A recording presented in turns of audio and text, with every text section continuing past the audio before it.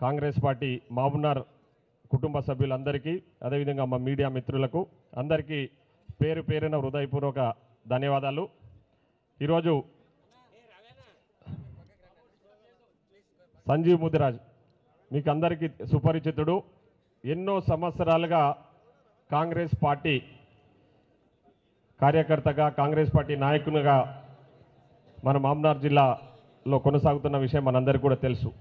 So ఈరోజు అట్లాంటి వ్యక్తికి ఈరోజు పార్టీ ఒక గొప్ప గుర్తింపునిచ్చి గతంలో జనరల్ సెక్రటరీగా చేయడము, ఇప్పుడు డిసిసి అధ్యక్షులుగా సంజీవ్ ముదిరాజ్ గారిని నియమించినందుకు నేను ఏఐసిసి పెద్దలకు, పిసిసి అధ్యక్షులు మహేష్ కుమార్ గౌడ్ గారికి, అదేవిధంగా మన ప్రియతమ నాయకులు రాష్ట్ర ముఖ్యమంత్రి రేవంత్ రెడ్డి గారికి అందరికీ కూడా ప్రత్యేకంగా నా నియోజకవర్గ ప్రజల తరఫున కూడా నేను ధన్యవాదాలు తెలియజేస్తా ఉన్నా.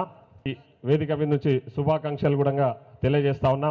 ఎందుకంటే ఆయన కంటే ముందు ఒక గొప్ప అవకాశం నాకు ఇవ్వడం, నేను 2022 డిసెంబర్లో డిసిసి అధ్యక్షునిగా బాధ్యతలు చేపట్టిన విషయం ఇక్కడ ఉన్న వాళ్ళందరికీ కూడా తెలుసు. ఆ రోజు నా మీద నమ్మకంతో కాంగ్రెస్ పార్టీ నాకు ఒక గొప్ప అవకాశాన్ని ఇచ్చింది. ఆ అవకాశాన్ని సద్వినియోగం చేసుకొని ఇక్కడ ఉన్న వేదిక మీద ఉన్న పెద్దలందరితో, వేదిక ముందున్న కాంగ్రెస్ కుటుంబ సభ్యులందరి సహకారంతో నేను ఈ 3 ఇయర్స్ కూడా మహబూబ్నగర్ జిల్లా కాంగ్రెస్ కమిటీ అధ్యక్షునిగా పనిచేసినందుకు నేను గర్వంగా ఫీల్ అవుతా ఉన్నా. ఈరోజు నా ప్లేస్లో మా మిత్రులు సంజీవ్ ముదిరాజ్ గారిని ఏఐసిసి అధ్యక్షులు మల్లికార్జున ఖర్గే గారు అదేవిధంగా ఇతర పెద్దలందరూ కూడా అపాయింట్ చేసినందుకు నేను ఈ సందర్భంగా కృతజ్ఞతలు కూడా తెలియజేస్తా ఉన్నా. ఈ పరిస్థితి ఇక్కడ ఉన్న వాళ్ళందరికీ కూడా తెలుసు. ఆ రోజు ఇక్కడ ఉన్న వాళ్ళందరి సహకారంతో మనందరం కష్టపడి కాంగ్రెస్ పార్టీని రాష్ట్రంలో అధికారంలోకి తీసుకురావడం, అదేవిధంగా మనం ఇక్కడ మహబూబ్నగర్ జిల్లాలో కూడా కాంగ్రెస్ పార్టీని బలోపేతం చేసుకున్న విషయాన్ని ఈ సందర్భంగా గుర్తు చేస్తా ఉన్నా. సో అదే స్ఫూర్తి, అదే విధంగా ఇంకా ముందుకు, ఎందుకంటే మనందరి అదృష్టం ఏంటంటే ఇప్పుడు చాలామంది ఇతర జిల్లా నాయకులు, ఇతర జిల్లా కాంగ్రెస్ పార్టీ పెద్దలందరూ కూడా మన వైపు చూస్తూ ఉంటారు. ఎప్పుడు కూడా అసెంబ్లీలో కానివ్వండి, అసెంబ్లీ బయట కానివ్వండి, ఎక్కడ పోయినా కూడా ఒక ప్రత్యేక గౌరవాన్ని ఇస్తూ ఉన్నారు ఈరోజు.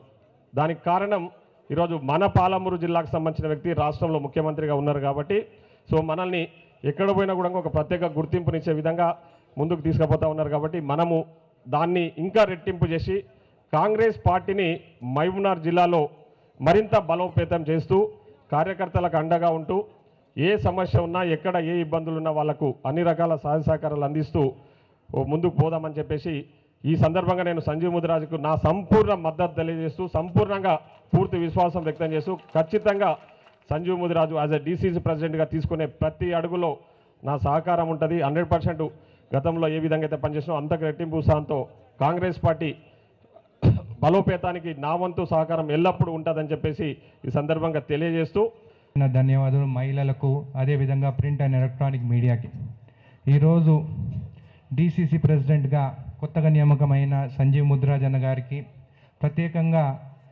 ధన్యవాదాలు తెలుపుతున్నాను, కృతజ్ఞతలు తెలుపుతున్నాను. ఒక మంచి మనిషి, ఎప్పుడు నవ్వుకుంటూనే ఉంటాడు, కోపం అనేదే ఉండదు. నేను ఎప్పుడు చూడలేదు కోపం అనేదే.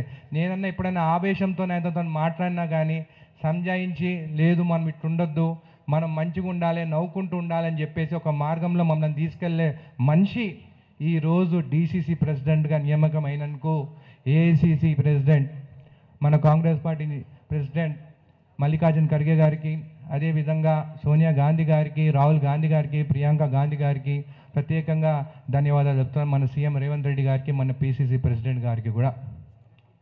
ఈరోజు ఇది 3వసారి డిసిసి ప్రెసిడెంట్ మీటింగ్కి నేను రావడం. ఎప్పుడో చిన్నప్పుడు మా పెద్దనాయన శ్రీనివాస్ రెడ్డి గారు మాజీ రైల్వే రిక్రూట్మెంట్ బోర్డు చైర్మన్గా ఉండే ఆయన డిసిసి ప్రెసిడెంట్గా ఉన్నప్పుడు వచ్చిన, దాని తర్వాత జిఎంఆర్ గారి కోసం వచ్చినాను, ఈరోజు సంజీవ్ అన్న కోసం వచ్చినాను. ఎప్పుడు 3వ నెంబర్ నాకు లక్కీ నెంబర్. నా ఎలక్షన్స్ కూడా, మన ఎలక్షన్స్ కూడా ఓటింగ్ 30వ తారీఖు అయింది, మన రిజల్ట్ కూడా 3వ తారీఖు వచ్చింది. ఈసారి 3వ నెంబర్ అయినా అంటే నేను వచ్చిన సంజీవ్ అన్న గారు కూడా నాకు లక్కీగా ఉంటాడు మా నెజ్జల నియోజకవర్గం అని చెప్పి కూడా తెలియజేస్తున్నాను. ఉభయజన దానికైతే రాలేదు. ఎందుకంటే ఆయన అయినప్పుడు ఉద్యోగం చేసుకుంటా నెలకు జీతం పడితే ఆ జీతంతో తిరుగుతూ ఉండేది, కానీ ఆయన కోసం రాలేదు. కానీ ఒక మంచిగా ఉభయజన గారు కూడా మనతోని 10 ఏళ్ళు డీసీసీగా చేసినాడు. అందరం కలిసి 3 నియోజకవర్గాలు ముందుకెళ్ళినాము, ముగ్గురం గెలిచినాము. జడ్చలకి కానీ దేవరకద్రకు కానీ మహబూబ్నగర్ కూడా నిధులు తీసుకొని ముగ్గురం ఎప్పుడు పోయినా కానీ 3 నియోజకవర్గాలు బాగుండాలని చెప్పి మేము ముగ్గురం అడిగితే IIIT సీఎం గారు మనకి శాంక్షన్ చేయడం జరిగింది. ఎనమన్నా ఆ రోజు 55 నిమిషాలు మాట్లాడి ఎట్లయినా బాసరా నిజామాబాద్లో ఉంది IIIT, ఇక్కడ కూడా కావాలంటే మా 3 కాన్స్టిట్యున్సీ మధ్యలో అంటే అటు జడ్చల్ల, అటు దేవరకద్ర, అటు మహబూబ్నగర్ 3 కాన్స్టిట్యున్సీ మధ్యలో ఎడ్యుకేషన్ హబ్గా మహబూబ్నగర్ ఉండాలని చెప్పి ఎనమన్న మా అందరి కోరికతోని మేము ముందుకు వెళ్తుంటే మా సీఎం రేవంత్ రెడ్డి గారి ఆశీర్వాదంతో ఈరోజు ఇన్ని నిధులు కానీ ఇన్ని ఇన్స్టిట్యూషన్స్ ఇక్కడ తీసుకురావడం జరుగుతుంది. ఉన్న వాళ్ళని అందరినీ మనం ఖచ్చితంగా మనం ముందుకు తీసుకెళ్లాలని చెప్పి తెలియజేస్తూ, నా నియోజకవర్గంలో కూడా కాంగ్రెస్ ఇప్పుడు అభ్యర్థులు నిలబడుతున్నారు. కొన్ని దగ్గర 2 నిలబడుతున్నారు, కొన్ని దగ్గర 3 నిలబడుతున్నారు. ఎందుకంటే మనం రూలింగ్ పార్టీ ఉన్నారు కాబట్టి ఎక్కువ మంది నిలబడుతున్నారు. వాళ్ళు కూడా కొంతమంది ఒక్కరి మీద కోపంతో ఉన్నారు. మీరు అందరినీ సమన్వయం చేయాలి, నేను కూడా చేస్తున్నాను. మాతో కానీ వాళ్ళు మీ దగ్గరకు పంపిస్తాం. ఎందుకంటే మీరు ఒక పెద్ద మనిషిగా మాకు పార్టీకి, మా నియోజకవర్గంకి, మా జిల్లాకి మీరు ఒక మాకు పెద్ద మనిషి. అదే కాకుండా వేరే నాయకులు కూడా సీనియర్ నాయకులు ఉన్నారు. మన వినోద్ అన్న ఉన్నాడు, ఎన్పి వెంకటేశన్ ఉన్నాడు, సీనియర్ నాయకులు ఉన్నారు, మైనార్టీ నాయకులు ఉన్నారు. అందరినీ కలుపుకొని మనం అందరం కలిసి ఉంటే ఖచ్చితంగా వచ్చే జనరల్ ఎలక్షన్కి ఖచ్చితంగా మనం మళ్ళా ముగ్గురు ఎమ్మెల్యే మళ్ళీ గెలుస్తాము. కొత్త సీట్ వచ్చినప్పుడు ఖచ్చితంగా నేను కూడా అంటున్నాను, ఆ రోజు అన్నాను, వాకటి శ్రీహరి అన్న గారికి ఒక ముదిరాజు బిడ్డ 2 రాష్ట్రాల్లో చూస్తే ఒక మన శ్రీహరి అన్ననే గెలిచినాడు, ఆయనకి మినిస్ట్రీ ఇవ్వాలని చెప్పి ఆ రోజు నేను చెప్పడం జరిగింది. అదే కాకుండా 3 ఎమ్మెల్యేలు రెడ్డి ఎమ్మెల్యేలు ఉన్నాం.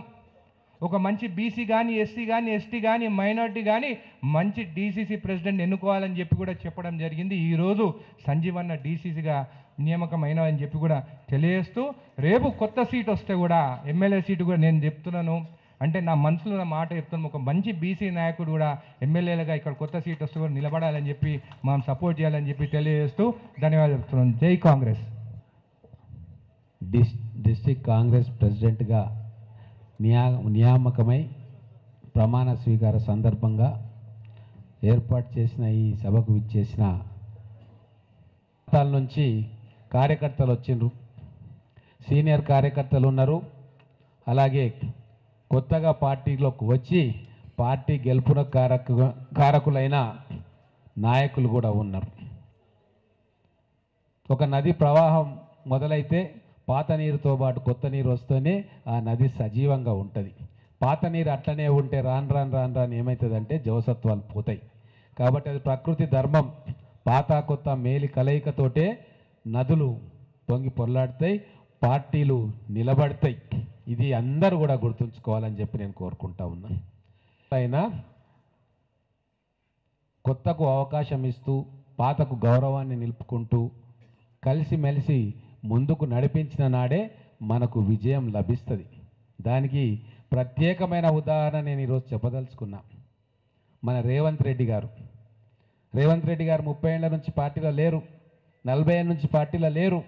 కానీ పార్టీకి వారు పిసిసి ప్రెసిడెంట్ అయిన తర్వాత కొత్త జవసత్వాలు వచ్చిన మాట ఈరోజు దేశమంతా కూడా చర్చిస్తూ ఉన్నారు.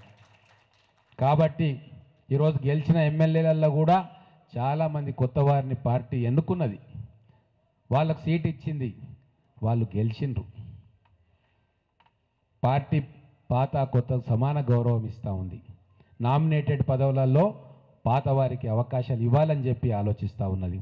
డిసిసి ప్రెసిడెంట్లుగా నియామకమైన అందరూ కూడా సీనియర్స్గా పార్టీకి 10, 15, 20 సంవత్సరాల్లో పనిచేసిన వాళ్ళను ఎంపిక చేసి వాళ్ళను కూడా గౌరవించి కార్యోన్ముఖులను చేసింది. మన ఏఐసిసి పెద్దలు అన్ని రకాలుగా ఆలోచన చేస్తూ ఉన్నారు. ఎవరు చెప్పినా కూడా వాళ్ళు వింటలేరు కూడా. మా వంశీచంద్ర రెడ్డి గారు ఉన్నారు పైన, వారికి అన్ని విషయాలు తెలుసు.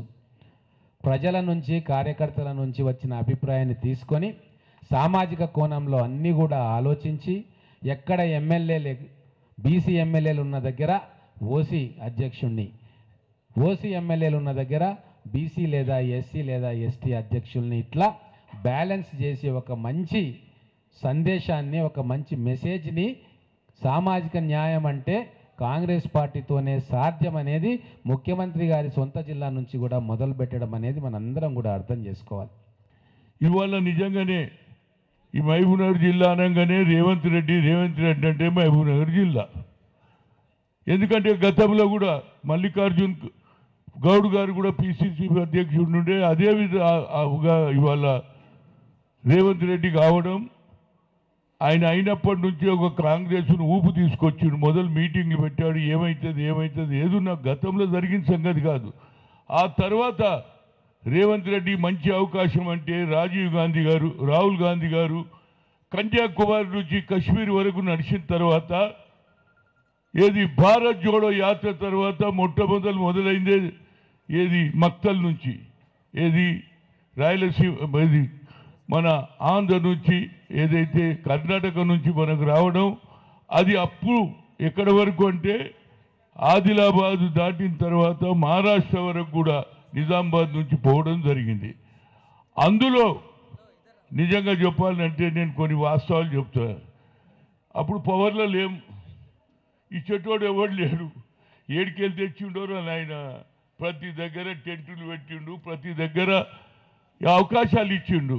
అప్పుడు పెట్టేటోడు కావాల్సి ఉండే, నిజం చెప్తున్నా. లేకపోతే ఎవడు పెట్టాలి, అడవిలలో ఎవడు అని టెంట్ వేసేటోడు ఉంటాడు పోయి చెప్పు, పెట్టిండు. ఆ తర్వాత ఆయనకు వచ్చినటువంటి ఆలోచనలో తప్పనిసరిగా ఈ మహబూబ్నగర్ జిల్లాలలో అందరు కలిసి అరే మన మహబూబ్నగర్ జిల్లా వాడి నాడు అధ్యక్షుడు ఏంటని అందరు కలిసిమెట్టుగా ప్రయాణం చేసి ఎక్కువ సంఖ్యలో, నేను అనుకుంటా హైయెస్ట్ మెజార్టీ శాసనసభ్యులు ఇక్కడనే ఉన్నారా లేదా, 12 మంది ఉన్నారు చూడు. అంటే వీళ్ళందరూ కలిసి ఉన్నారు కాబట్టి ఒక నాయకుడు, బలమైన నాయకుడు ఉన్ననాడే కలియక ఉంటుంది. ఒక వీక్ ఉంటే లెక్క చేయరు. ఇప్పుడు రేవంత్ రెడ్డి కూడా గట్టిగా మాట్లాడతాడు, ఎవరికి మాట్లాడినా ఆయన గట్టిగా అపోజిషన్ చేస్తాడు, అభివృద్ధి కూడా చేస్తున్నాడు. ఎవడన్నా అనుకున్నాడే 6 అంశాలు చేసిండు. తుక్కుగూడలో చెప్పినటువంటి అన్ని కార్యక్రమాలు చేసి ఒక కొత్త సిటీ తయారు చేస్తున్నాడు. అది ఎక్కువగా మహబూబ్నగర్ వాళ్ళకు లాభం రాబోయి. నిజమా కదా, మీ దగ్గరికే వస్తుంది, నిజం చెప్తున్నది ఫ్యాక్ట్. అదేవిధంగా స్పోర్ట్స్ సిటీ చేస్తున్నాడు. ఎవరికన్నా ఆలోచన వచ్చినది, ఈ భారతదేశంలో పటియాలలో ఉన్నది స్పోర్ట్స్. యావత్ భారతదేశంలో మొట్టమొదటి వ్యక్తి స్పోర్ట్స్ సిటీ చేసినటువంటి వ్యక్తి ఎవరంటే రేవంత్ రెడ్డి.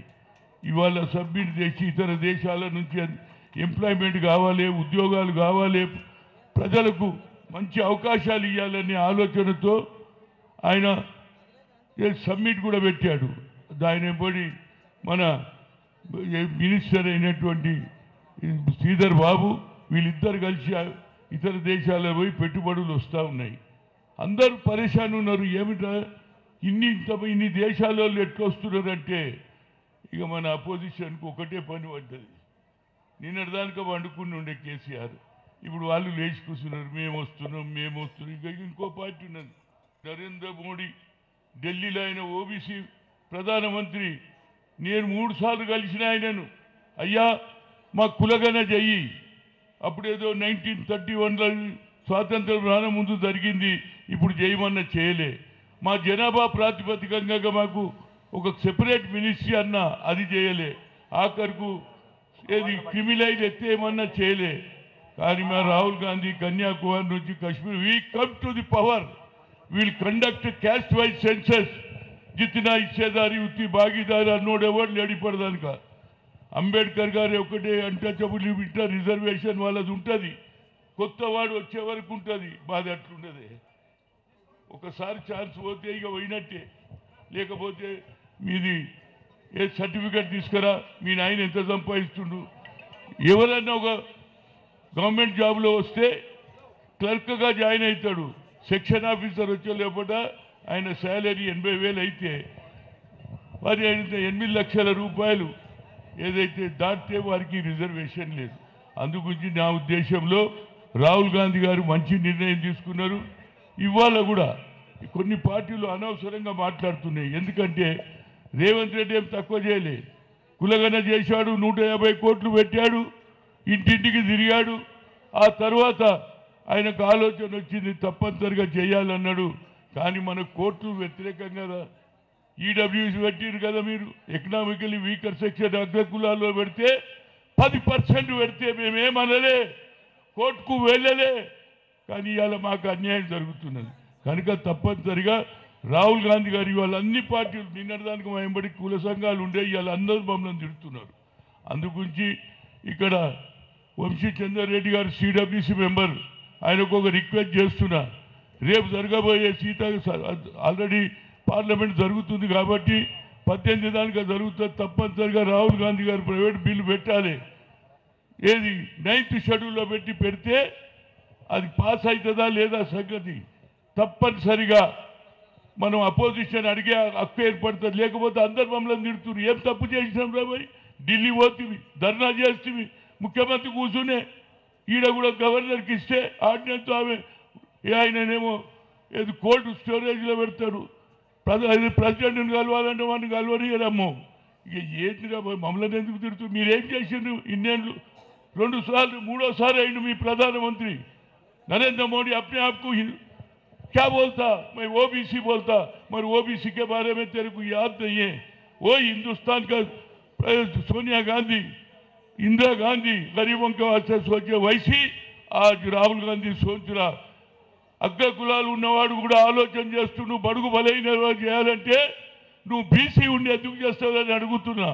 కనుక ఇవాళ తప్పనిసరిగా నేను ఈ సమయం తీసుకొని, ఎందుకంటే సంజీవ్ ముదిరాజు కార్యకర్తగా అంచెలంచెలుగా ఎన్నోసార్లు అవమానాలు అయిండొచ్చు, కానీ పార్టీ ఇడవలే. ఏ మర్నా హై జీనా అంటాడు. అందుగురించి కార్యకర్త అనేవాడు ఎప్పుడు కూడా ఫీల్ కావద్దు. పదవులు వస్తాయి పోతాయి, రానంత కాలం ప్రజలలో గుర్తింపు ఉంటుంది. ఇవాళ అందుగురించి ఇంతమంది ఎందుకు వచ్చారు, మా అక్క మాట్లాడింది మంచోడు, మంచోడు అనే పేరున్నది.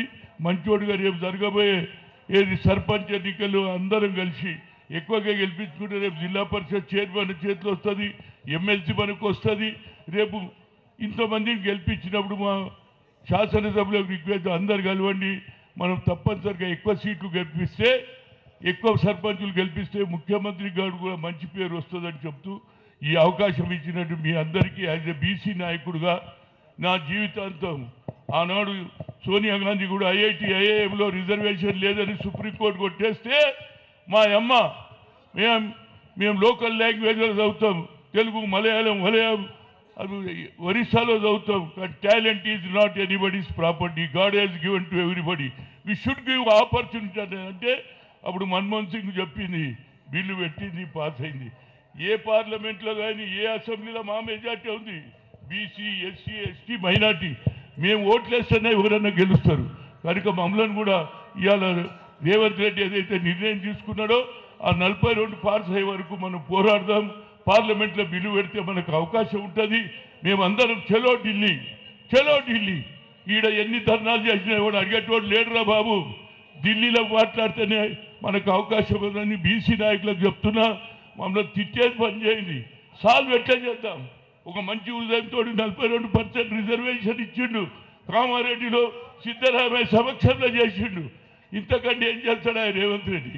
కనుక మనందరం ఢిల్లీ పోదాం, ఆరు సాధించుకుందామని కోరుతూ మరొకసారి మా మిత్రుడు సంజీవ్ ముదిరాజ్కు, అదేవిధంగా గతంలో మా ఒబేదుల్లా కొత్వాల్, ఇప్పుడు మాధవరెడ్డి గారు, అదేవిధంగా లోకల్ శాసనసభ్యులు అందరూ కూడా కలిసికట్టుగా పనిచేసి ఎక్కువ సీట్లు గెలిపించాలని కోరుతూ సెలవు. జై తెలంగాణ, జై కాంగ్రెస్.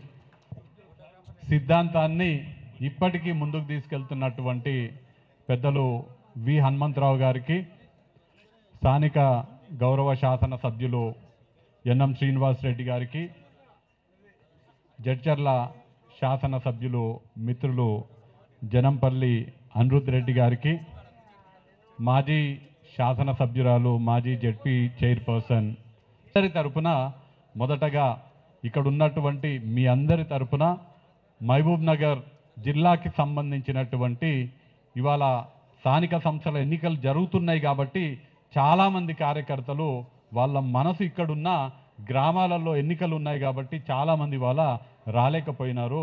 వాళ్ళందరి తరపున కూడా నేను నూతన డీసీసీ అధ్యక్షునిగా నియమితులైనటువంటి సంజీవ్ ముదిరాజ్ గారికి హృదయపూర్వకంగా శుభాకాంక్షలు తెలియజేస్తున్నా.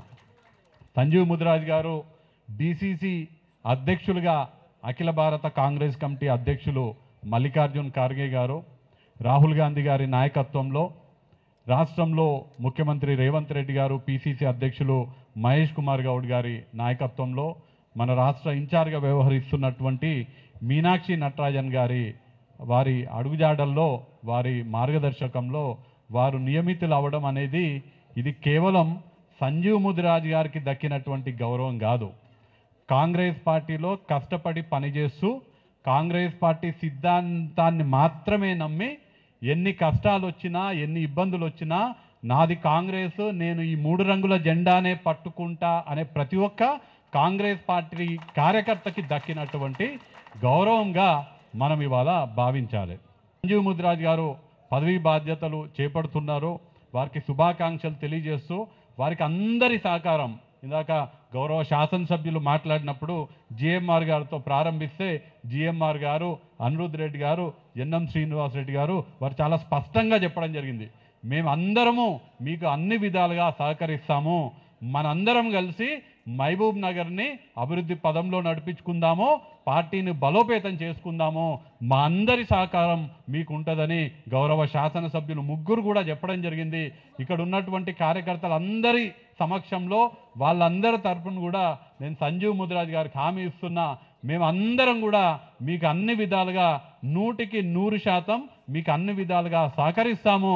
కాంగ్రెస్ పార్టీని ముందుకు తీసుకెళ్లాల్సినటువంటి బాధ్యత ఏ విధంగా అయితే రాహుల్ గాంధీ గారు కన్యాకుమారి నుంచి కాశ్మీర్ వరకు పాదయాత్ర చేస్తూ కాంగ్రెస్ పార్టీ సిద్ధాంతాలను దేశవ్యాప్తంగా తీసుకెళ్లే ప్రయత్నం చేసిండ్రో, మీరు నేటి నుంచి ప్రారంభించి మీరు డీసీసీ ప్రెసిడెంట్గా ఉన్నంత వరకు మీ వ్యక్తిగత పనులు, మీ వ్యాపారాలు అన్నీ పక్కన పెట్టి మహబూబ్నగర్ జిల్లాలో ఉన్నటువంటి ప్రతి గ్రామం తిరిగి ప్రతి బూత్లో ఉన్నటువంటి కాంగ్రెస్ పార్టీని బలోపేతం చేయడం కోసం మీరు ముందుండాలని అందరి తరపున మిమ్మల్ని కోరుతున్నాను. కోసం నేను గణాంకాలు కూడా చెప్తా. రాష్ట్రంలో 36 మంది డీసీసీ అధ్యక్షులుంటే 36 మందిలో 16 మంది ఇవాళ బీసీ వర్గానికి చెందినటువంటి డీసీసీ అధ్యక్షులు ఇవాళ రాష్ట్రంలో ఉన్నారు. 44.4% ఏనా ఉండనన్నా నేను తీసుకుంటా. 44.4% డీసీసీ అధ్యక్షులు ఇవాళ బలహీన వర్గాలకు చెందినటువంటి వారు తెలంగాణ రాష్ట్రంలో ఉన్నారు. మన ఉమ్మడి మహబూబ్ నగర్ జిల్లాలో సంజీవ్ ముదిరాజ్ గారు, రాజీవ్ గారు ఇద్దరు కూడా బీసీ వర్గానికి చెందిన వాళ్ళు. బీసీలకు మాత్రమే కాదు, ఇవాళ రాష్ట్రంలో 36 డీసీసీ అధ్యక్షులని అనౌన్స్ చేస్తే తెలంగాణ రాష్ట్రంలో 36 మంది డీసీసీ అధ్యక్షులను అనౌన్స్ చేస్తే 80.6% ఎస్సీ, ఎస్టీ, ఓబీసీ, మైనారిటీ ఈ 4 వర్గాలకు చెందినటువంటి ఎస్సీ, ఎస్టీ, ఓబీసీ, మైనారిటీ వాళ్ళు 80.6%, 80.6 ఇంతవరకు నాకు తెలిసి ఏ రాష్ట్ర చరిత్రలో కూడా ఇంత 80.6% బడుగులకు ఇచ్చినటువంటి పరిస్థితి లేదు. అంతేకాకుండా యువకులకు కూడా ఇవాళ నాకు తెలిసి రాజీవ్ 40 ఏళ్ళు ఉంటాడు. 40 ఏళ్ల కన్నా తక్కువ ఉన్న వాళ్ళు ఇవాళ తెలంగాణలో 5 డీసీసీ అధ్యక్షులు ఉన్నారు. 52.8% 50 వయసు కన్నా తక్కువ ఉన్న వాళ్ళు ఉన్నారు. అంటే ఇది ఎస్సీ, ఎస్టీ, ఓబీసీ, మైనారిటీ వర్గాలు ఎక్కువ ఉన్నటువంటి డీసీసీ అధ్యక్షుల కమిటీయే కాదు, యువకులతో నిండినటువంటి డీసీసీ అధ్యక్షులు అనే విషయం ఈ సందర్భంగా చెప్పదలుచుకున్నా. ఇందాక సీనన్న మాట్లాడుతూ ఒక విషయం చెప్పింది, సమతుల్యం అనే మాట చెప్పడం జరిగింది. ఉమ్మడి మహబూబ్ నగర్ జిల్లానే గనక మనం తీసుకుంటే ఉమ్మడి మహబూబ్ నగర్ జిల్లాలో 2 బీసీ డీసీసీ అధ్యక్షులు ఉన్నారు, ఒక ఎస్సీ డీసీసీ అధ్యక్షులు ఉన్నారు, 2 అగ్రవర్ణాలకు చెందినటువంటి డీసీసీ అధ్యక్షులు ఉన్నారు, ఒక ఎస్టీ డీసీసీ అధ్యక్షులు ఉన్నారు. మీరు అనుకోవచ్చు ఎస్టీ డీసీసీ అధ్యక్షులు ఎవరు మహబూబ్ నగర్ కానీ, కొడంగల్ నియోజకవర్గం వికారాబాద్ జిల్లాలకు పోతుంది. ఎక్కువ భాగం కొడంగల్ వికారాబాద్ జిల్లాకు పోతుంది. వికారాబాద్ నుంచి ముందు నుంచి కాంగ్రెస్ పార్టీలో కష్టపడి పనిచేస్తున్నటువంటి మాజీ జెడ్పీటీసీ సభ్యులు దారాసింగ్ అనే అతను ఒక ఎస్టీ లంబాడ కొడంగల్ నియోజకవర్గానికి ప్రాతినిధ్యం వహించేటువంటి ఆ భాగానికి డీసీసీ అధ్యక్షులు. మైనార్టీ ఒక్కరు లేరు, రాష్ట్రానికి పీసీసీ అధికార ప్రతినిధిగా మన మహబూబ్ నగర్కి చెందినటువంటి జహీర్ అఖ్తర్ గారు మైనార్టీ వర్గం నుంచి ఉన్నారు. ఇవన్నీ ఎందుకు చెప్తున్నా అంటే కాంగ్రెస్ పార్టీ ఎప్పుడు కూడా యువకులకు, మహిళలకు, దళితులకు, గిరిజనులకు, మైనార్టీలకు అందరికీ అండగా ఉండేటువంటి పార్టీ కాంగ్రెస్ పార్టీ అని చేతల్లో చూపించేటువంటి పార్టీ కాంగ్రెస్ పార్టీ. అన్ని పార్టీలు కూడా చెప్తుండొచ్చు, మాటలలో చెప్తుండొచ్చు, పెద్ద పెద్ద స్పీచ్లు ఇస్తుండొచ్చు, కానీ ఆచరణలో చూపించేది కాంగ్రెస్ పార్టీ. అందుకే ఇవాళ మేము 36 మంది డీసీసీ అధ్యక్షులను నియమిస్తే 80.6% మందిని ఎస్సీ, ఎస్టీ, ఓబీసీ, మైనార్టీ వర్గాల నుంచి తీసుకున్నాము. మొదటిసారిగా ఒక క్రిస్టియన్కి కూడా అవకాశం ఇవ్వాలని సికింద్రాబాద్ నుంచి దీపక్ జాన్ అనేటువంటి ఒక యువకుడికి, క్రిస్టియన్కి చెందినటువంటి వ్యక్తికి ఇవాళ డీసీసీ అధ్యక్షులుగా చేసినటువంటి ఘనత కాంగ్రెస్ పార్టీదని ఈ సందర్భంగా తెలియజేస్తున్నా. ఇవాళ సంజీవ్ ముదిరాజ్ గారు డీసీసీ అధ్యక్షులు అవ్వడం ఇక్కడ ఉన్నటువంటి మహబూబ్ నగర్ కార్యకర్తలందరికీ కూడా చాలా సంతోషంగా ఉన్నటువంటి విషయం మనం చాలా స్పష్టంగా చూస్తున్నాము. అయితే ఇక్కడ మనం ఒక ముఖ్యమైన విషయం గమనించాల్సింది, మరీ ముఖ్యంగా నూతనంగా నియమితులైనటువంటి డీసీసీ అధ్యక్షులు ఏంటంటే ఈ సంఘటన్ సృజన్ అభియాన్లో డీసీసీ అధ్యక్షుల నియామకం మాత్రమే అంతం కాదు, ఇది కేవలం ఆరంభం మాత్రమే. మల్లికార్జున్ ఖార్గే గారు, రాహుల్ గాంధీ గారు చేపట్టినటువంటి ఈ సంఘటన్ సృజన్ అభియాన్ ప్రక్రియలో డీసీసీ అధ్యక్షుల నియామకం మొదటి స్టెప్ మాత్రమే. ఇప్పుడు బాధ్యత వారిపైన ఉన్నది, వారికి సహకరించే నాయకులందరిపైన ఉన్నది. రేపటి నుంచి సంజీవ్ ముదిరాజ్ గారు బ్లాక్ కమిటీలు, మండల్ కమిటీలు, మండలాలని సెక్టార్లుగా విభజించాలి. దాని తర్వాత ప్రతి గ్రామంలో గ్రామ కమిటీలు, ప్రతి పోలింగ్ బూత్లో పోలింగ్ బూత్ కమిటీలు వేసి ప్రతి పోలింగ్ బూత్లో బూత్ లెవెల్ ఏజెంట్లను నియమించి బూత్ స్థాయి వరకు కాంగ్రెస్ పార్టీలో బూత్ స్థాయి వరకు కమిటీలు ఏర్పాటు చేసి పోలింగ్ బూత్ స్థాయి వరకు కాంగ్రెస్ పార్టీని బలోపేతం చేయడంలో భాగమే ఈ సంఘటన్ సృజన్ అభియాన్.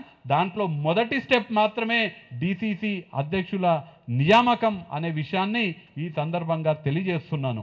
చాలా మంది ప్రజల్లో మార్పు తీసుకురాగలుగుతామనే ఆలోచనతోటి ఇలా మేము ఇలా రాజకీయాలకు రావడం జరిగింది. అదే ఆలోచనతో ఇలా ముందుకు పోవాలని చెప్పి కూడా మేము అనుకుంటాం. ఇలా మా మహబూబ్ నగర్ జిల్లాకు సంబంధించినంత వరకు మాకు మంచి 3 ఎమ్మెల్యేలు ఉన్నారు. వారు ఎప్పుడు కూడా అభివృద్ధి ప్రథమనే కూడా నడిపిస్తున్నారు.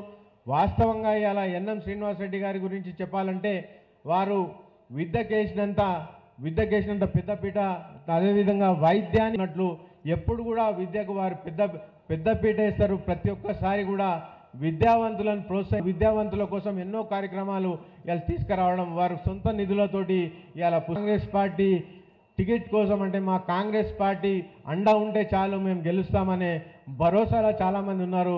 ఇవాళ మనం ఎవరైతే నామినేషన్లు వేసినారో చాలామందికి సర్ది చెప్పడం జరిగింది. కానీ ఇప్పటికీ కూడా ఎక్కడైనా మన కాంగ్రెస్ వాళ్ళే ఇద్దరు ఉంటే వాళ్ళని కూర్చోబెట్టి వారికి వేరే అవకాశం ఇస్తామని చెప్పి సంజాయించాల్సిన బాధ్యత మన మండల నాయకుల మీద ఉంది, అదేవిధంగా గ్రామ నాయకుల మీద ఉంది. కాబట్టి ప్రతి ఒక్కరు కూడా రేపు రాబోయే సర్పంచ్ ఎన్నికల్లో 100కు 100% అందరూ కూడా కాంగ్రెస్ పార్టీ అభ్యర్థులు గెలిచే విధంగా మీరంతా కూడా పని చేస్తారని చెప్పి కూడా నేను ఆశిస్తున్నాను. వాస్తవంగా కూడా ఇలా సంఘటన్ సృజన్ అనే వ్యవస్థ మొత్తం కూడా ప్రతి ఒక్క కార్యకర్తతోటి అభిప్రాయాలు తీసుకోవడం జరిగింది. ప్రతి ఒక్క కార్యకర్తను అడిగింది, మీకు ఎవరైతే బాగా పనిచేసే ప్రతి నాయకుడు, ప్రతి పదాధికారి, ప్రతి కార్యకర్త మీరే నా శక్తి, మీతోనే నేను, మీతోనే కాంగ్రెస్. ఇవాళ ఈ వేదిక మీద నిలబడి ఒక మాట చెప్తాను, నా శ్వాస ఉన్నంత వరకు కాంగ్రెస్ కోసము, ప్రజల కోసము, న్యాయం కోసం పోరాడతానని చెప్పి తెలియజేసుకుంటూ మీ అందరికీ కూడా మరొకసారి అభినందన తెలుపుతూ, అదేవిధంగా వేదిక పైన ఉన్న ప్రతి ఒక్కరూ చరిత్ర సృష్టించినోడు